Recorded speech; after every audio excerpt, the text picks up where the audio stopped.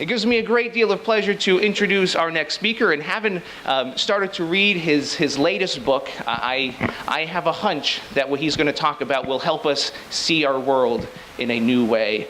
Ladies and gentlemen, please help me welcome Charles Eisenstein.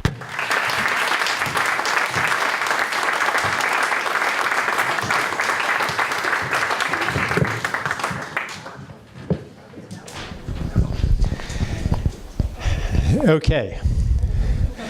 So I'm trying to think of some way to segue from that to what I was going to say. It'll come in later.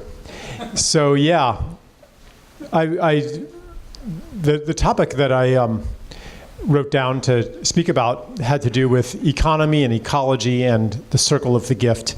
And I think I will start with an observation that is probably pretty familiar to most people by now, which is that there's a disconnect between ecology and economy in our current system, simply because ecology is circular. Resources, food, waste flows in a circle. Waste becomes food for something else. And there's nature runs in cycles, but we have an economic system that is linear or exponential, the resource to garbage pile model. And obviously those two things are inconsistent, and so a lot of people are wanting to bring those two things into alignment. And there's no trivial way to do that. You can go against the logic of the economic system and against the habits that we have developed, most of us at least, and I would say pretty much to some extent everybody who's grown up in a money economy has developed habits around money, habits of thinking, what's in it for me in this situation? So to work against those habits and to work against the system that has brought us to those habits is a big undertaking.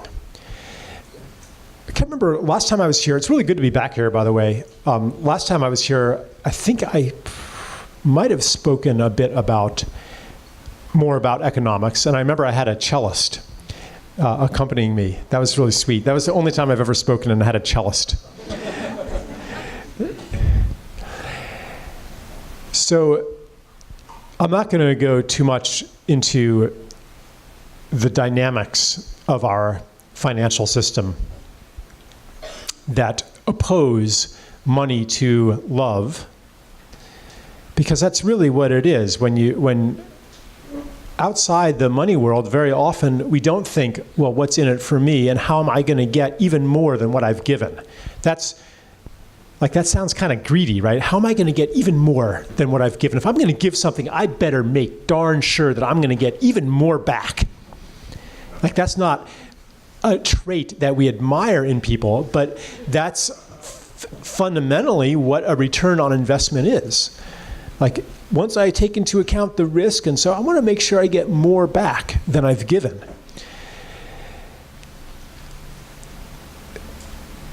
In a love relationship, you don't think that way. I have 4 children, and I don't think, okay, I'm going to feed this kid for 18 years, but I better get even more back. He better give me even more food and more care than I gave him when I become old. And that's why, that's not why we do this. Even though some market-oriented economists might, or actually this translates into genetics too, in a way. But anyway, yeah, it's all, to further our reproductive self-interest and so forth. Anyway, that's not love thinking. So the question of how to bring money in alignment with love, certainly you can use money as an instrument of love, but it's not systemically encouraged. And I imagine, and that's what I wrote that book about 7 or 8 years ago. Like, what would a money system look like that was like gift systems of old, where money and love were in alignment? In a gift community, the more you give, the wealthier you are, because you've created relationships, you've created gratitude. Even if the gratitude isn't toward you, even if you've given anonymously in the community, the elevation of gratitude will end up benefiting you. Because when people are grateful, they want to give. And if they're giving in a circle, eventually that gift will come around to you. And that's not to say that I'm giving because I want to get gifts back. It's simply the water in which you are immersed in a gift culture. You just have witnessed your whole life that it's normalized, like the spiritual principle that seems to go against the ways of the world, that as ye give, so ye shall receive, is a living reality. So I want to shift now to ecology, environment, climate change, because I've noticed something that's disturbed me over my lifetime. When I was a kid, and this would be like in the 70s, the environmental movement was kind of in its in a way, it was like its heyday. It cut across political boundaries. It wasn't that Democrats were environmentalists and Republicans weren't. The first Earth Day in 1967, was it? 1970, was it? Somewhere around there, yeah. I've read that that's 2/3 of all the members of Congress like went and spoke at Earth Day things, like regardless of party affiliation. And the rhetoric then, when they said, okay, like when they said save the whales, I mean, that was one of the most iconic environmental causes, to the point where it's kind of become a cliche today. Save the whales. It wasn't, the rhetoric was not save the whales or really bad things are going to happen to us. It was save the whales because they are so precious and magnificent. And I've noticed a change in environmental rhetoric, where mostly now it is cut carbon emissions and protect the climate, because otherwise bad things will happen to us. Civilization will be threatened, maybe humans will go extinct. If nothing else, there will be catastrophic financial losses. I mean, I see articles like this. Articles like, report, world's oceans worth $42 trillion, like things like that. And the idea, so, I mean, I'm thinking like, okay, so if we could make $50 trillion by destroying the world's oceans, that means we should do it, right? I mean, if you're pegging the value at that, then by the same logic, you're making them only that valuable. I'm sure that the environmentalists who produce a figure like that are hoping that all those people out there who aren't motivated by love will see the light and they'll want to protect the environment too. But that's not a very generous way of seeing other people. You know, it's saying, I know you, you scumbag. You don't care. I mean, actually, I don't want to insult scum, because it's actually like this really beautiful symbiotic culture on top of ponds. But so with apologies to scum. I know you, you scumbag. What you don't care about the beauty of this earth. You're just motivated by money. So what are we inviting people into? What are we calling them into when we use logic like that? It's like, so I mentioned I have 4 kids, right? The older ones are older now. I have one 5-year-old. And like I've been here, done this. I'm kind of, I thought I was out of the woods, and now I'm back in little kid land. And what if I said to you,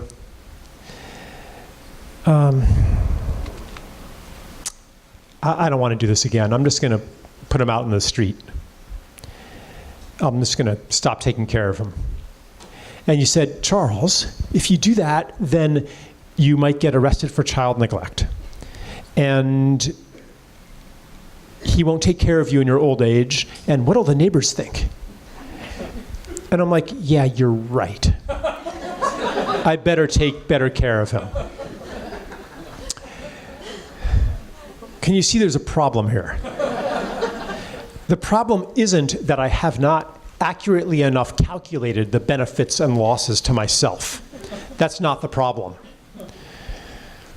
Now, if you're talking about my car, that's a different story, right? If you say, Charles, if you're not gonna change your motor oil, your car's gonna be ruined. You're gonna have to buy a new car. I'm like, okay, yeah, you're right. Like, that's not a big problem. You don't have to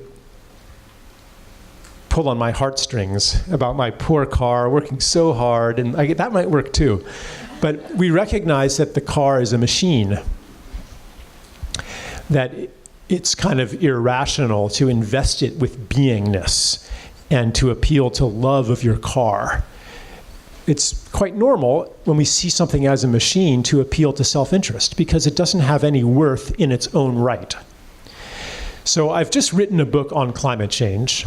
It's coming out in September, and really what the thesis boils down to is that the crisis that we are referring to as climate change is inviting us not into changing the motor oil more often, not into finding a more clever way to dispense with, to manipulate the resources of this planet, not to switch to another fuel source, a zero carbon fuel source. These are superficial changes. What the call is into a relationship with this planet and everything on it that understands and sees Earth as alive, as a living being with worth and sacredness and preciousness in its own right, not because of the bad things that'll happen to us if we don't treat it better, not because of the economic losses that will occur if we don't stop climate change. That would be more of the same thinking.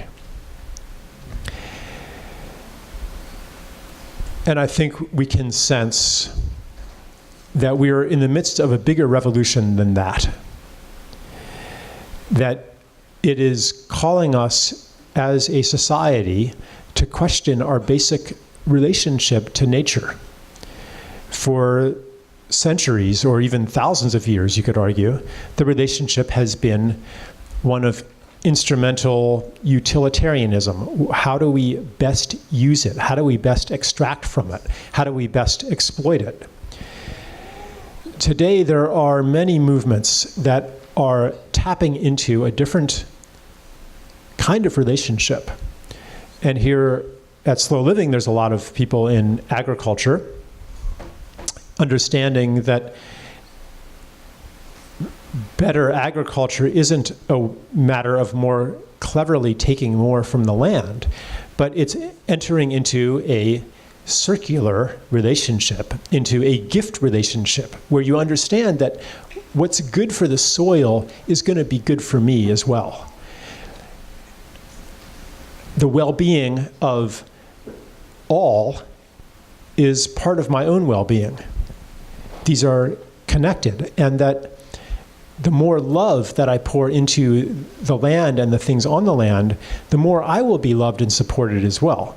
This is basic to regenerative agriculture, and it goes against the intuitions that have been instilled in us by the money system.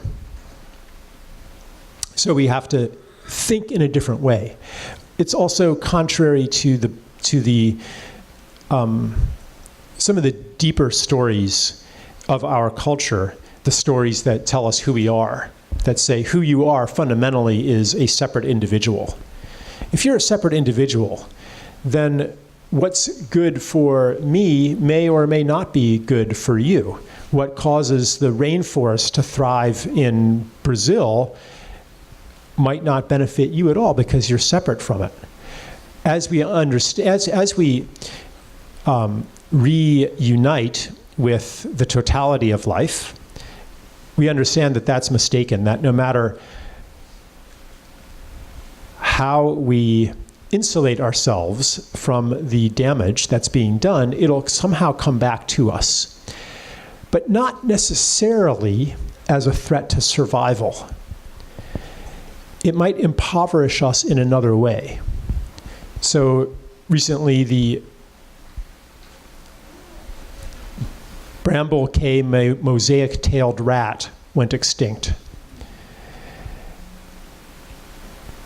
Has that caused your rent payment to be higher? Has that made you lose your job? Has that affected your life in any way? In any measurable way? You didn't even know that this had happened until now. It would be very hard to measure the losses caused by the extinction of the Bramble Cay mosaic-tailed rat or the Iberian ibex.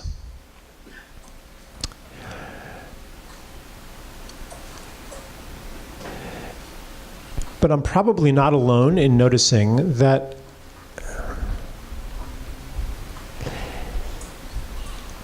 or maybe, I don't know, I'll put it out there, I feel a kind of, over my lifetime, a degradation in the depth of beingness, like a kind of creeping poverty, a creeping existential poverty, as the relationships that make life rich subtly atrophy. And I wonder sometimes this shrinkage and attenuation of relationships that's come through disconnection with nature, through the unraveling of community. I wonder if this is maybe what's driving the epidemic of depression, suicide, opioid addiction, and so forth. And we're still surviving just fine. In fact, I recently commented on an article and a book by Steven Pinker, basically saying thanks to technology and science, life is getting better and better.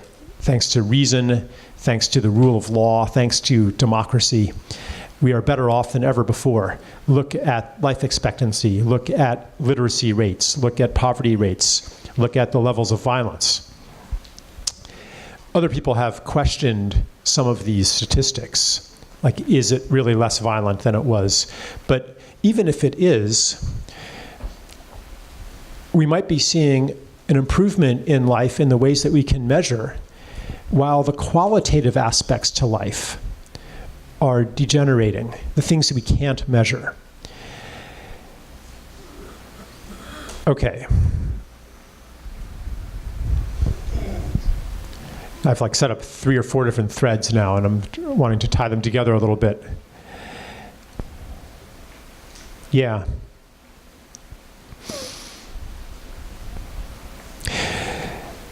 So I was saying that the transition that we are being invited into is to see and understand the planet as alive and everything on it as alive and Earth as a living being. Now that translates it's not just like some philosophy, but it translates into environmental policy and also the choices that we make as individuals and members of society. Because, for one thing, most climate science to this day is based on a geomechanical view, that basically sees the Earth as a fantastically complicated machine, and there are inputs and outputs and the flows that can be modeled according to the laws of fluid dynamics, and if we increase this greenhouse gas, then that happens, and so on and so forth. What these models have a lot of difficulty in incorporating is life, the effect of life on the climate. Especially, well, I can give a few examples, because, okay. All right, I'll give a few examples. So,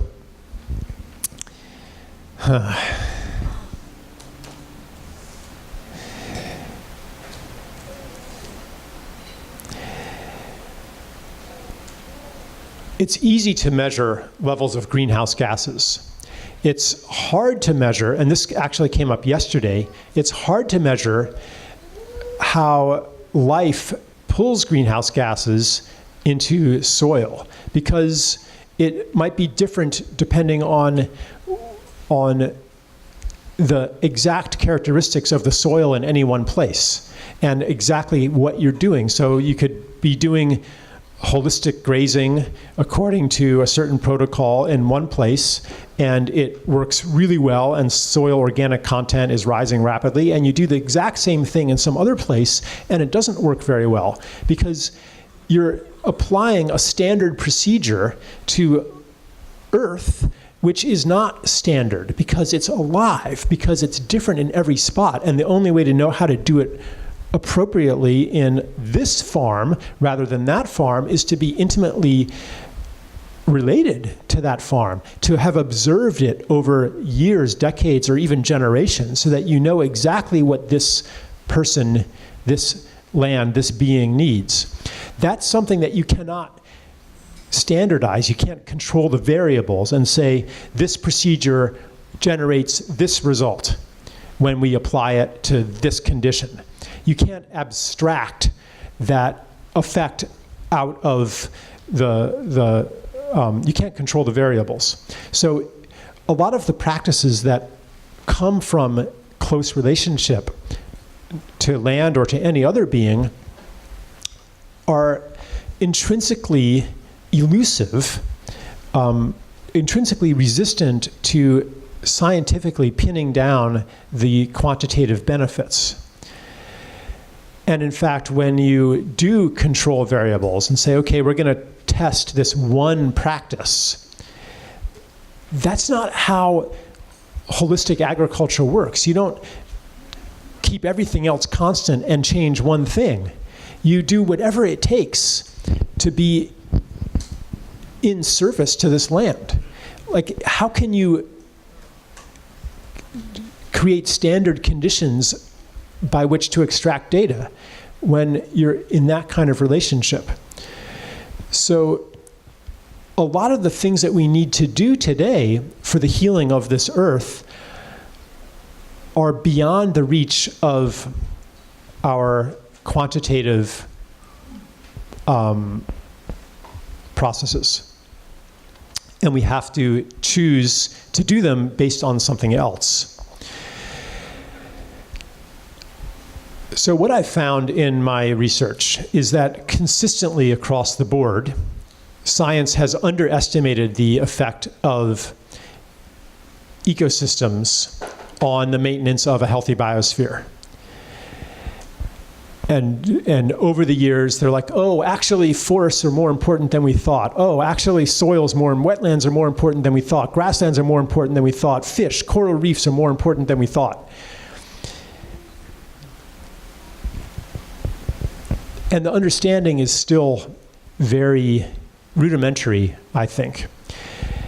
So the problem with basing policy on the numbers, i.e., today you may have noticed that when someone when, say, a corporate brochure says green, what they usually mean is low carbon.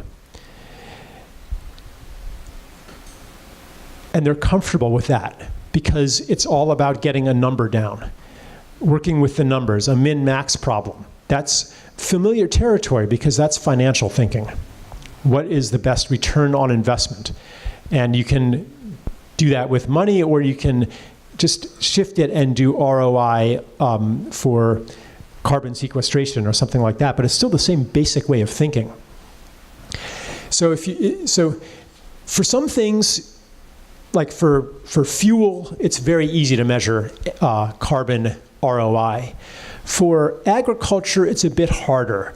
Like, how deep are you going to do the soil assay to measure the amount of carbon sequestered? Like, typically it's done to a depth of 30 centimeters or 1 meter. But deep-rooted trees and grasses sequester carbon many, many meters down, and that's hard to measure. So what's hard to measure, typically we don't measure. We make our policy based on what's easy to measure, what is measurable, and, I'm sorry to say, what benefits the interests of those commissioning the measurements. And that's why, in the name of fighting climate change, you have horrors happening, such as mega hydro projects in the Sahel, the region of Africa south of the Sahara, which you may not know has enormous wetlands. Like, there's one wetland called the Inner Niger Delta that's the size of Belgium, just teeming with life. Still there, but not for much longer because of a gigantic dam that's being built that will drain it of all of its water. Producing carbon neutral electricity. But is it really carbon neutral? Depending on what you measure, it is or isn't. What's the carbon contribution of hippopotami and crocodiles? Well, if you understand ecology, then these keystone species cause all kinds of effects. You remove them and complex trophic cascades send, they cause all kinds of changes to happen. That may mean that instead of storing carbon, the land emits carbon.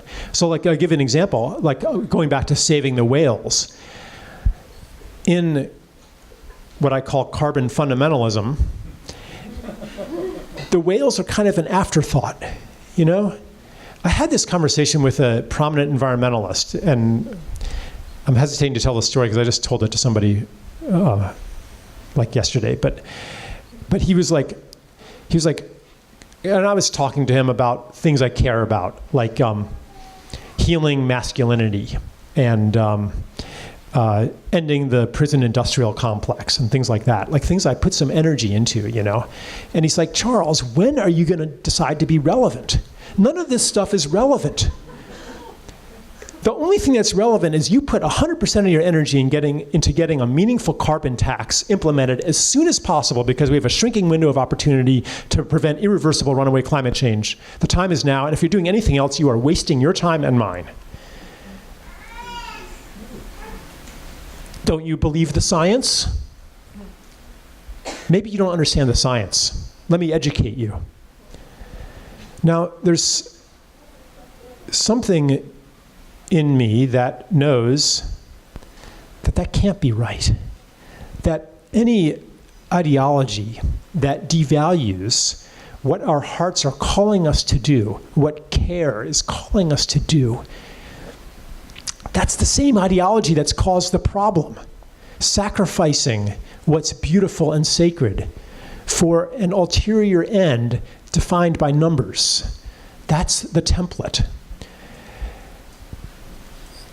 So, the whales, what does that have to do with, I mean, yeah, it would be nice to save the whales, but come on, we got to get those numbers down.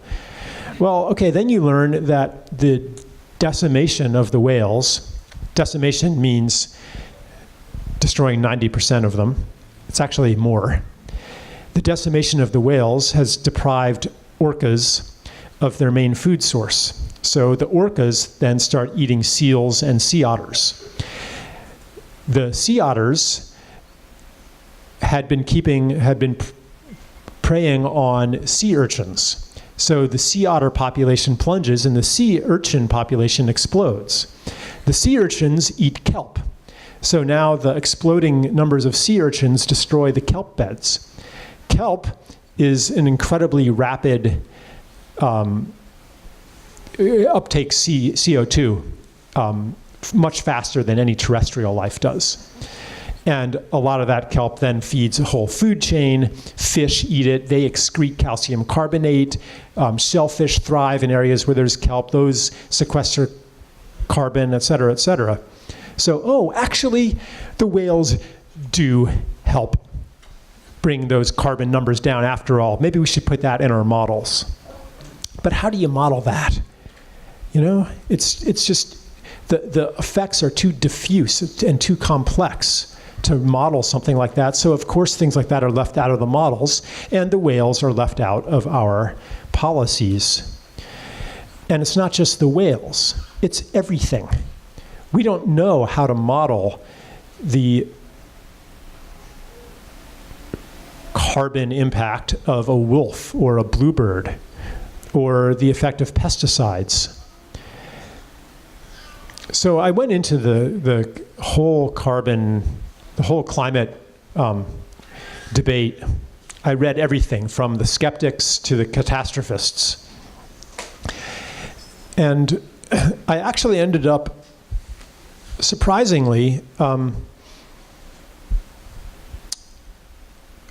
agreeing with some of the things the skeptics say, some of their critiques of scientific institutions, the way that data is manipulated, the way that confirmation bias and groupthink protect paradigms and so forth. But what I really fundamentally disagreed with them about is their lack of alarm. They're basically saying we shouldn't be alarmed about climate as it is framed. Therefore, everything's fine. I think that you genuinely have to be in denial to think that everything is fine. And in fact, that the problem is even worse than most people think. What struck terror in my heart was when I went to confirm something that I'd noticed in my lifetime. Maybe some of you have noticed it too. Have you noticed that there's less bug splatter on the windshield than there was when you were a kid? You used to have to, every time you stopped for gas, you'd have to, wash the windshield. I mentioned it to my dad, and he's like, yeah, I hadn't thought of that before, but when I was a kid, there were clouds of insects. You couldn't even drive fast because there were so many bugs. And now, I just drove up from Pennsylvania to here. I mean, this is springtime, and I had, one bug splattering on my windshield. So I thought, okay, is this my imagination, or is this really happening? So, who am I going to trust, my own lying eyes or the scientific data? So I looked up some studies, and in fact, my own lying eyes actually conform to scientific data. There was a study recently published in Germany, I believe, or conducted in Germany, that these scientists had noticed it too. They're like, we're going to measure.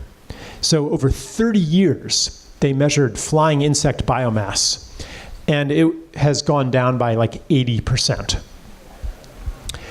And other studies around the world have replicated this finding. 80%. If I were in charge, this would be a screaming front page headline, because insects, they're fundamental to life. They're fundamental to every land-based food chain. If insects have declined by 80%, that means life has declined by 80%. It means the world is dying. If we see the planet as a living being, then how do we maintain its health? It, just like yourself, it's only as healthy as its organs and tissues are healthy. Insects are tissues. Rainforests are organs. Rivers are organs. Wetlands are organs. Soil is an organ of Gaia. If we continue to degrade these beings, these organs and tissues, then even if we cut emissions to zero, overnight, the planet will still die a death of 1 million cuts. so my environmentalist friend is focusing on too narrow a cause. Now, I'm not saying that greenhouse gas emissions are not a problem, but a healthy ecosphere could handle them. If we had healthy rainforests, if we hadn't cut down approximately half of the trees that once grew, if fish biomass hadn't declined by 50% over my lifetime, if freshwater life hadn't declined by 80% over the last several decades, et cetera, et cetera. Seagrass meadows, kelp beds, peat bogs, down the line, we wouldn't have a problem.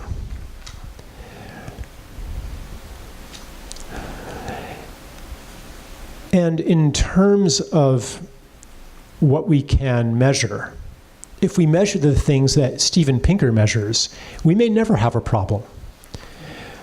There's something that worries me more, or let's say disturbs me more, than the prospect of human extinction.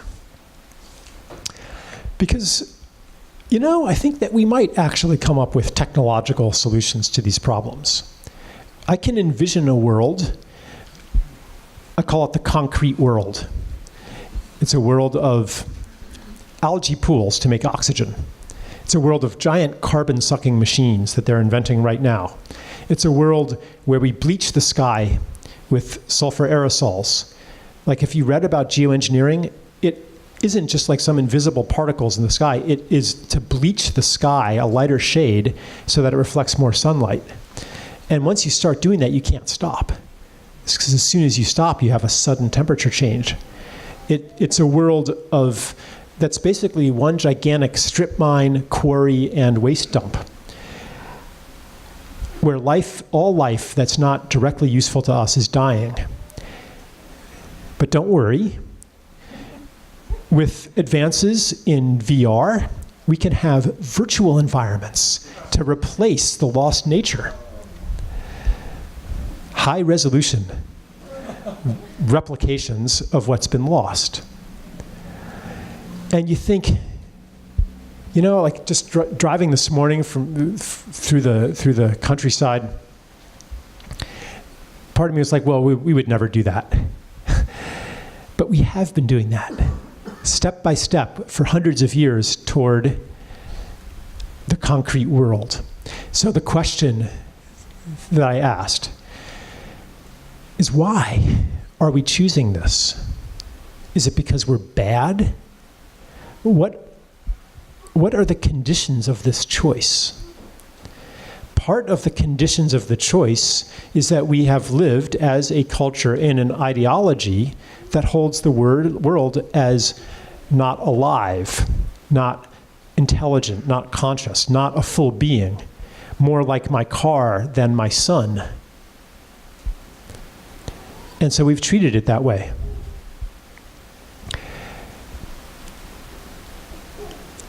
I watched a movie, Aluna, about the Kogi in Colombia, an indigenous tribe.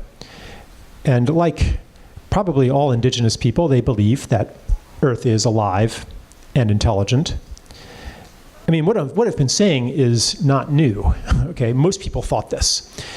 And they said, but there's one line that really stood out to me. The man said, if you knew she could feel, you would stop. So what have we done to cut off our feeling? Part of it is ideological. Part of it is economic. In order to survive, you've maybe have to see it as board feet and not a forest, not a living being. Part of it is the result of trauma that has caused people to go numb. It's everything. Everything. And that means that none of the things that my friend said were irrelevant are actually irrelevant, because the conditions for climate derangement I'll call it climate derangement, not global warming, because it's like when your organs degrade. I mean, your body temperature might fluctuate up and down. All kinds of systems may go awry. We could have record hot temperatures one year, record cold temperatures the next year. Who knows? I'm actually more worried about global cooling than global warming. Not because I think that it's going to cause bad things to happen, but because of all the environmental issues that have been pinned onto global warming. Why should we stop fracking? Oh, because global warming. Why should we stop mountaintop removal, tar sands excavation, pipeline building, offshore oil drilling? Global warming. Well, what happens if the data starts to show that there's cooling? Then, I guess we can keep doing these things. And what I realized is that every single one of these things, I oppose it for another reason. Do I even need the carbon narrative? No. If I hold water as sacred, if I hold soil as sacred, if I hold the forest as sacred, then I don't need to it's irrelevant what the scientific institution is telling me. Our friend in Pennsylvania, Roy Brubaker, he was a Mennonite minister. You would really have trouble finding a single Hillary Clinton voter in the entire county. There were no Clinton signs. They were all, it is Trump country through and through, probably 80, 90%. And he got this big watershed protection initiative started, and it had a big impact, appealing to the Rod and Gun Club. That was the main civic organization that he engaged, the Rod and Gun Club. These are not the good little schoolboys and schoolgirls who believe what teacher tells them and, believe what science says about global warming. These are people who love their streams and their woods. They don't want to see those beings die. They love those things. So anyway, where was I? Yeah. Global cooling. Right, the organs and tissues, yeah. So the cause is everything. And that means that, and it's not just the whales, it's also, on some level we understand that we will not have a healthy climate without a healthy political climate, a healthy psychic climate, a healthy spiritual climate. That even if your work has nothing to do with climate change superficially, even if you're working to exonerate someone who's on death row, or bring peace and mediation to somewhere plagued by gang warfare. Or at the last conference I was at, there was somebody whose project was that they, in rural Mexico, were fixing wheelchairs because people there, there were disabled people and their wheelchairs were broken and no one was fixing them. And they go around and they'd fixed 400 wheelchairs. Something in us knows that these are significant, even though, not to mention, now I'm going to get to the core spirit, why we're gathered here, slow living. Because most of the things, Severin and I were talking, can't remember if it was this morning or yesterday, about planting trees, and she and her beloved are planting these trees, and even if they are going all out, how many trees can they plant in a year, in a lifetime? How many acres is that? How much carbon is going to be sequestered that way? Not that much, If we're conditioned to think big and think fast, and it's an urgent problem, then most of the things that you really want to do are just a drop in the bucket. This idea that you need to scale up to have a big enough impact fast enough, for a lot of people, this is like something this idea is something that you have to fight against in order to do the things that really are meaningful to you, that are small. Most people are not going to do big things that scale up in the end. Most people, even if you're part of something that scales up, you're going to be doing a little piece of it.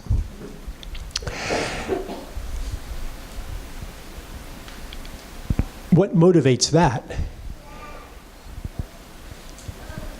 It's not that I'm contributing my piece to the bringing down of a global number, I don't think.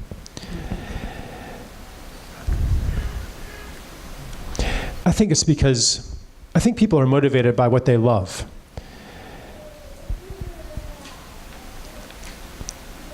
And that there is a happy alignment between the health of each being and the health of all beings.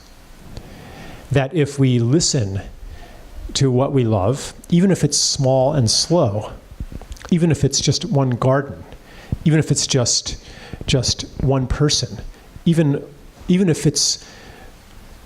if what calls to your care is taking care of an autistic child for 15 years. Ebenezer Scrooge thinks that's a waste of time, because you could be working on climate change and having a much bigger impact than this kid who, I'm sorry, it sounds harsh, but we should probably just euthanize him, because he's never going to contribute to healing and he's using up resources. If you're rehabilitating homeless people, Ebenezer Scrooge says, you're making things worse. The homeless were scavengers, and now you're making them into producing, consuming members of society? Look at the numbers. It's making it worse.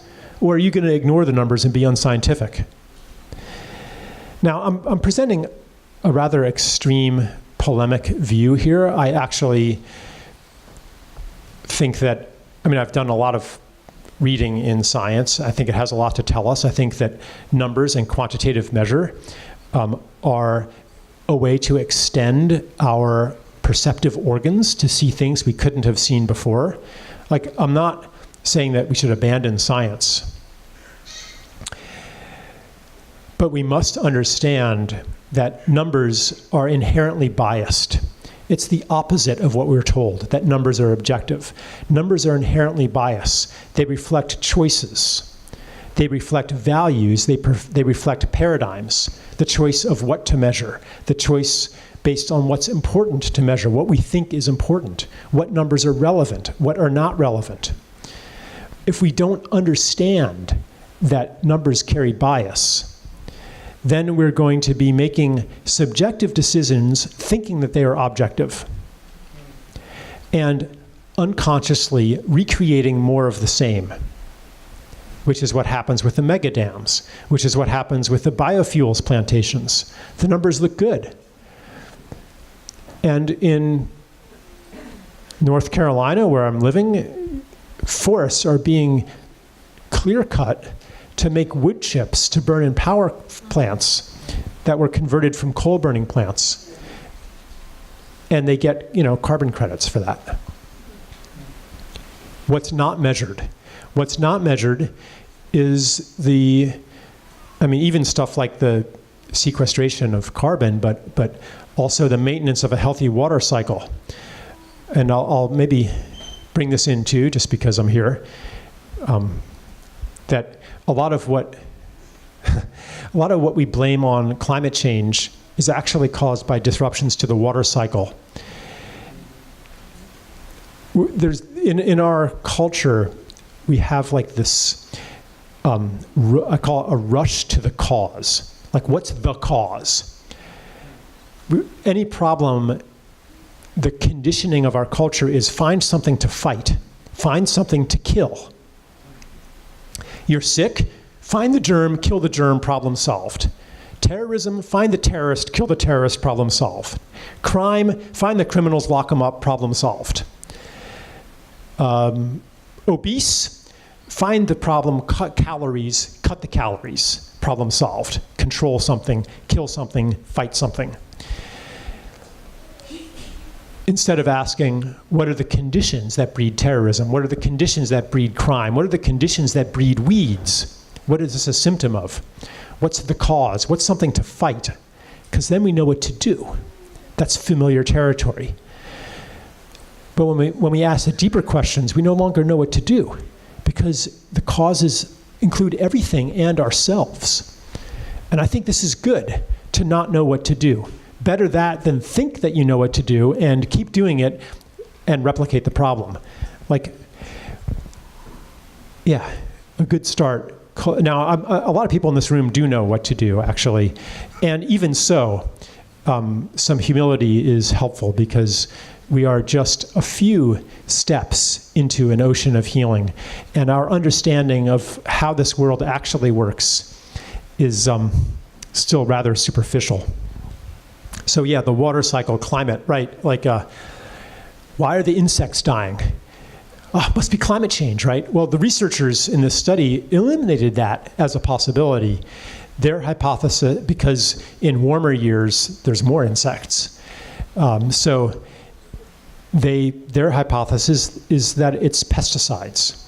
This 80-year experiment that we've done as a, can I say we sometimes and basically mean like we, the dominant culture, et cetera, et cetera? Okay. This 80-year experiment that we've done to douse the world in poison and see what happens. And now we're starting to see what happens.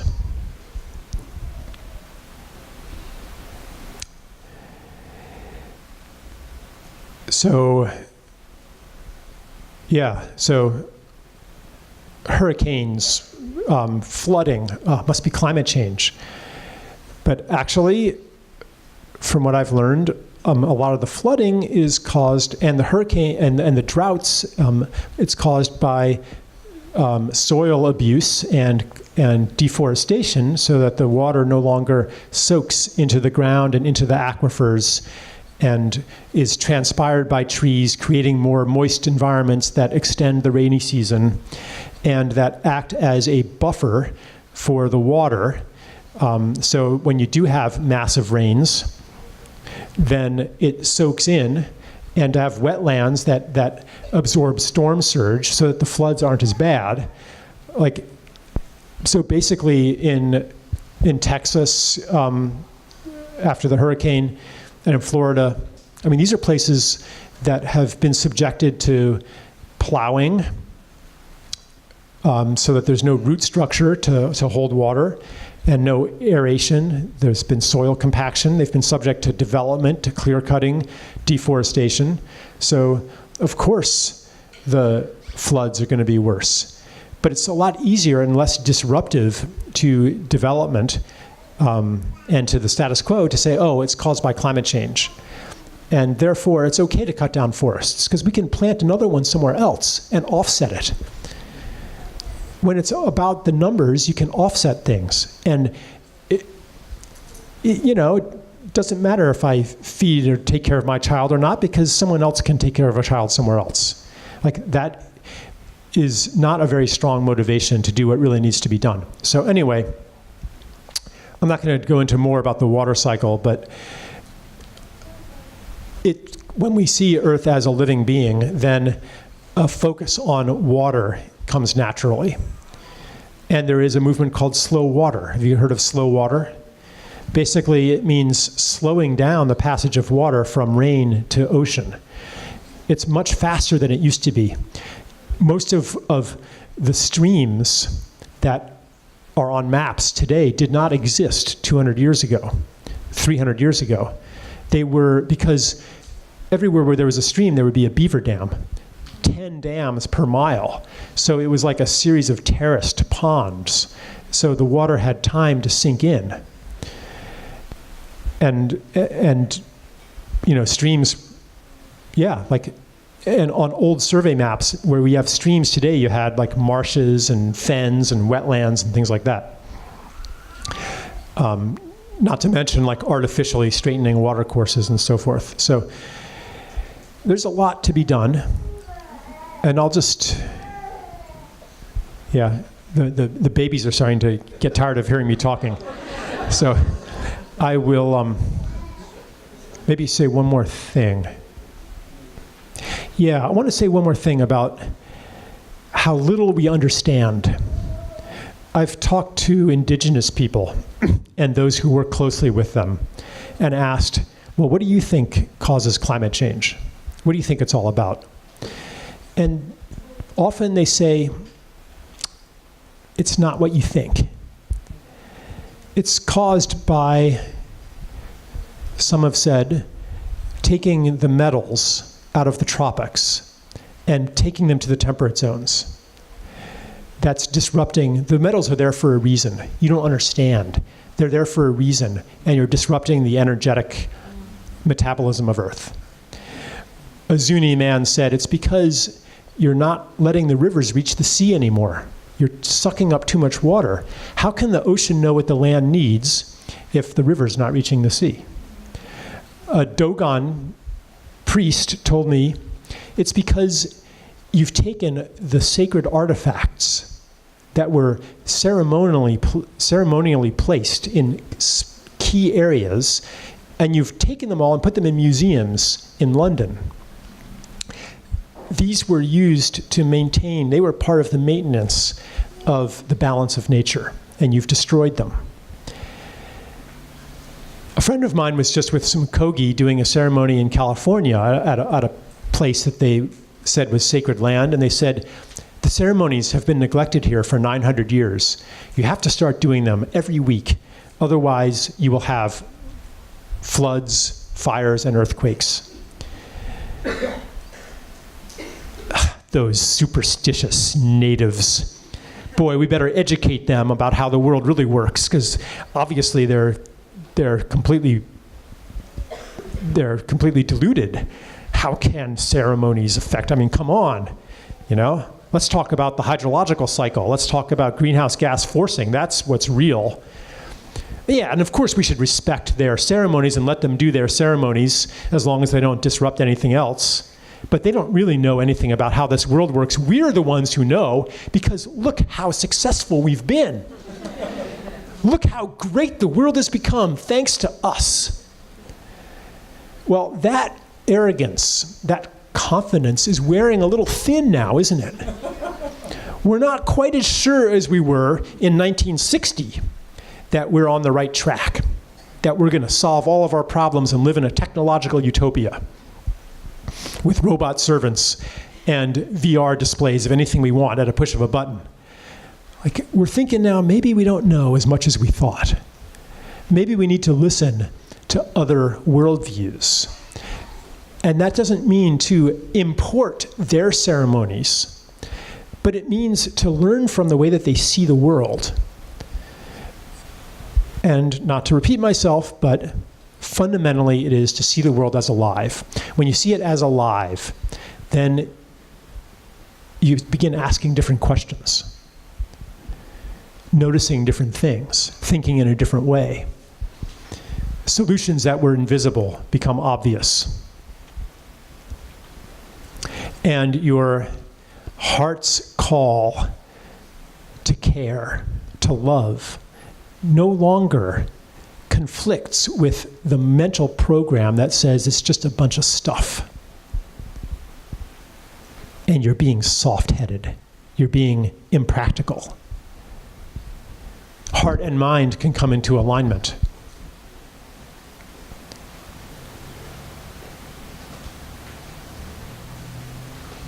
And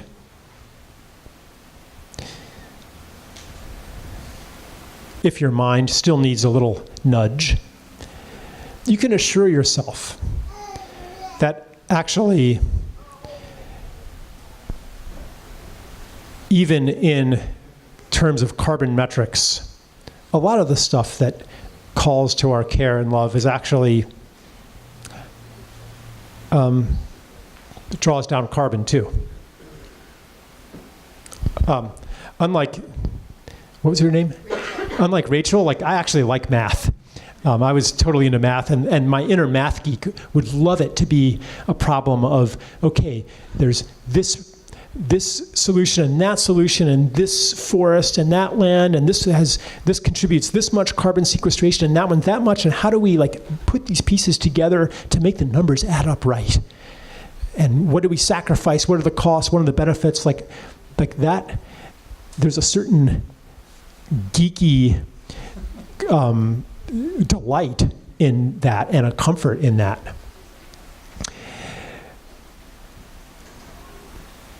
But I don't trust that way of thinking anymore. It's gotten us into trouble.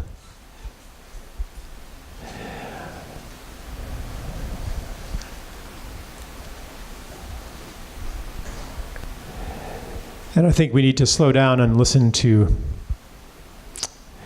another guidance.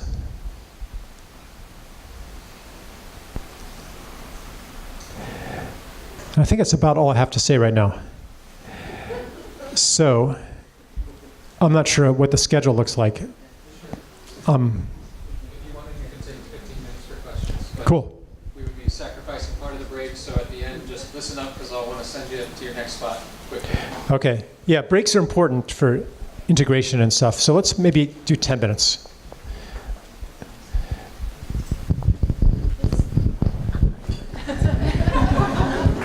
This was quite grim and extreme for my view. I came here to be inspired to do something, to be inspired to even continue on doing. And after listening to your talk, I'm like, I'm not really sure what to shine a way of Yeah. light to, like something that we can take away in our own personal way and do to affect some kind of change in this economy. Okay. Yeah, so the comment is that what I said is kind of grim and extreme. So actually, for me, what's grim and what kind of is paralyzing is that there's this gigantic global problem and of greenhouse gases and runaway climate change, and nothing you personally do is going to make a difference unless it's part of something much, much bigger.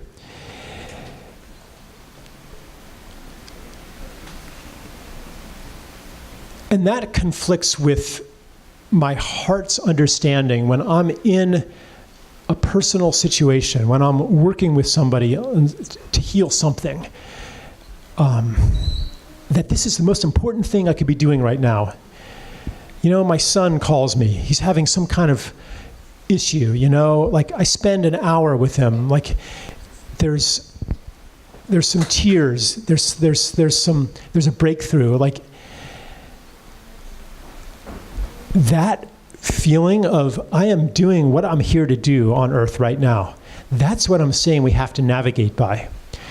Because we don't really know how this world works. If we go to the place where the ceremonies are important, then we're also going to the place where everything that you do matters. To the place of we're not separate individuals in a world of other, but that everything on the inside mirrors something happening on the outside, that every change in the world corresponds to an inner change, that every action has cosmic significance, that the world operates by morphic resonance. You know, the theory of morphic resonance, which says that any change that happens in one place creates a field of change that allows the same change to happen more easily somewhere else.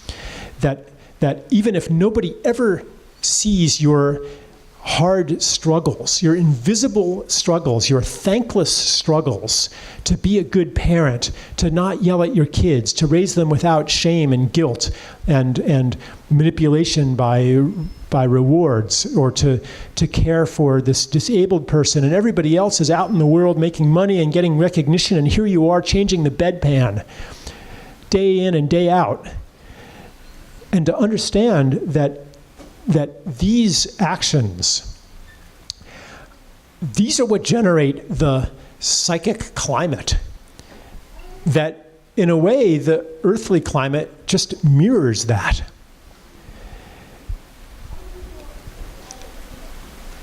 to navigate by that. Like I'm not living in a universe where it's just a random melee of force and mass bouncing around purposelessly. I'm living in a universe where everything is witnessed by somebody, in which every action toward an aim is a prayer that says, here's the world I really want. The prayer is more powerful when it looks like nobody's watching. When it looks like you're not going to get any benefit and it's not going to change the world, and you're not even going to get to reward yourself by saying, well, I'm on the forces of good, fighting evil and changing the world. But it's just, no, I'm taking care of my grandmother because I love her. That is a prayer that asks for a world of love, and that's serious. Because whatever listens to our prayers is getting kind of sick of prayers that aren't serious, where you say you want something, but then your actions don't correspond to that. The powerful prayers are the ones that take the form of action. And this idea that there's something listening, something watching us all the time, this sounds like some Christian thing. Actually, though, it is an animistic indigenous perspective. That's why they do ceremonies all the time. It's not just because they have some symbolic system where they say that this means this and that means that, and that the East represents this and the West represents that. No, it's because for them, the East and the West and the wind and the sun are actual beings, and the ancestors, actual beings listening and watching all the time, receiving the information that comes through human actions, and initiating changes that are far beyond our understanding of cause and effect that's based on force. The culture that I grew up in is based on force. Change happens when you exert a force. There are no other powers that you can invoke to aid you in co-creating the world that you want. And that is, I think, the transition that what we call climate change is calling us into, to live in a world where we're surrounded by beings. We're not alone here anymore. And that every action is a prayer. We're always, and every word is heard.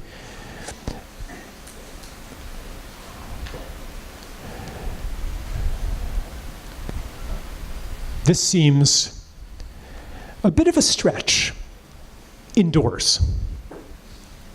If we were in the forest, it'd be pretty obvious. The forest is listening to us. We're not alone here. Everything we do matters. Your internal climate is related to the global climate. The sun is watching us. Doesn't everybody know this? When you go outside and the sun comes through the clouds, on a childish level, you know it. The sun is watching us. There's recently been disturbances in the magnetic field of the Earth and the sun. Maybe it's disturbed by what's happening here. Maybe the sun's generosity depends on, in part, human generosity. That a disturbance in the economy that takes the form of concentration of wealth causes a disturbance in the other. I want to go that deep.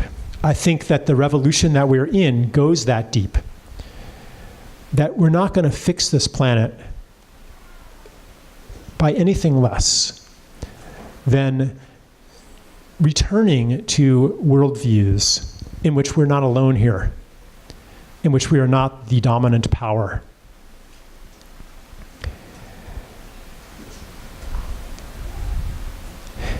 Is that helpful?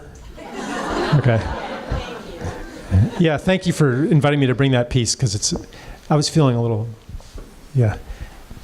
Yeah, so on a practical level, I agree with everything philosophically what you're saying. I believe, and I think a lot of people here, that localizing the food supply is one of the most important things we can do to address the issues you were talking about. And I was curious if you have any recommendations That's what I'm trying to do with a team of people up in New Hampshire, small town. Any recommendations for implementing aspects of the gift economy in localizing food supply? Yeah, okay. So I think like ultimately the motive to localize the food supply, it can't be because this is the best way to solve our problems. Yeah, I think the best motive is because, wow, I really enjoy having a connection to the person who grew my food. I like knowing where it came from. I like eating this food. I like being more in relationship. So, and I care about this farmer. I care about this land. So to not instrumentalize it, but to say, I want to enter more into a relationship of giving and receiving with those that I can see and talk to and be part of. As far as interfacing with the economic system, there are no easy solutions to that. Because if you're using money, then everyone's subject to pressure, economic pressure. And I guess when I go to a farmer's market, like there's part of my brain that's like, $4 a bunch for kale, like organic kale in the supermarket is only $1.39, like there's like that attitude, that habit of how am I getting ripped off? Thinking, how am I getting ripped off? How am I being taken advantage of? Because that's the default in the economy that we have today. Everyone is just trying to take advantage of everybody else. Even you. You shop online, and you're buying a case for your iPhone, and the same product on one site it's $10, and another site it's $20. Which do you pick? Do you think, well, maybe I'll get the more expensive one because then they'll be able to enjoy life more and pay their employees better? I think I'll get the more expensive one. No, you don't do that probably because you're not in relationship to those people. So we have this habit, this perception and a reality of everyone is out for themselves, everyone's trying to get the best deal, how can I protect myself, not get taken advantage of, maximize my financial interests. Like that's the habit that I noticed myself carrying to the farmer's market.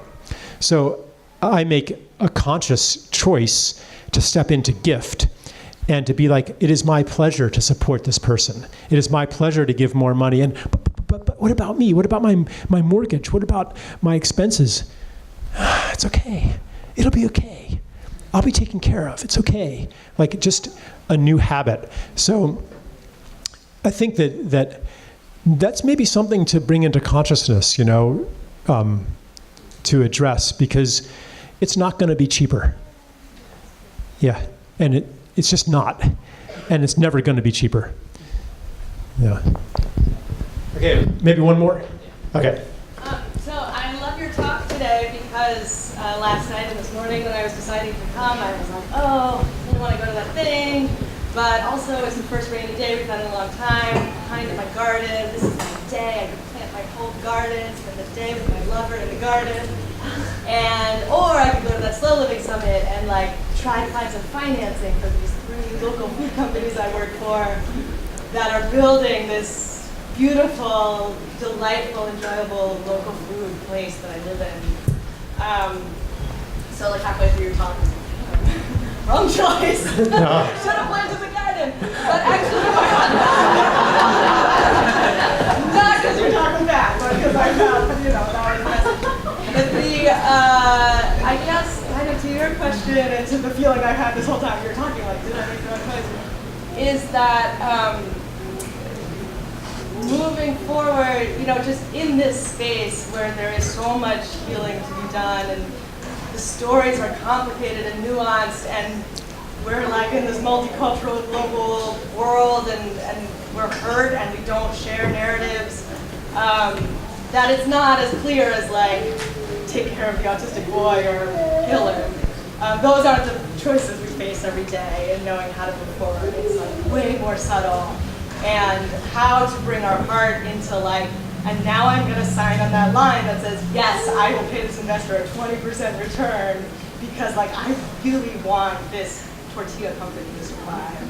You know, it's like, it's really complex. And so I look forward to working with all of you to hold each other accountable and to just be there for each other when we're making those choices. Like, is my heart here? I know my brain has to be part of this. Signing on this contract, is my heart here? Am I making the right choice? It's not going to be so black and white and crazy polemic like some of the examples we gave. But I appreciate you like pushing us. Don't forget about your heart. It's easy to do. Our culture asks us to forget about our heart. And I want to just say, like, having sat in this space for as long as I have, I need you all to be there with me, to keep reminding me to take a breath and go outside, and then also to come to the conference and meet those investors and do some of that. Yeah. Thank you for being honest and for invoking the like, this is why we're here, really, to remind each other that we're not crazy and to hold each other in a different story, part of which is, yeah, like, listen to your heart even when it doesn't necessarily make sense rationally. 20% return, though, my God. Like, but this is a question, too, that for the investor, this comes up, too. Like, what do you serve? And you'd like to be able to do well by doing good and to serve both. And you can for a while. But at some point, life is such that you get a choice. Do I serve love or money? Do I serve healing or do I serve security? And when that moment of choice comes, you learn a bit about, why am I really doing this? And who am I really? Or you get to make a choice about who you are. And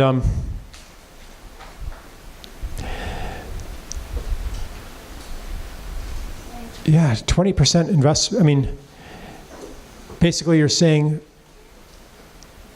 do whatever it takes to get me that 20%. I don't know. I would, not that you asked for advice, but I personally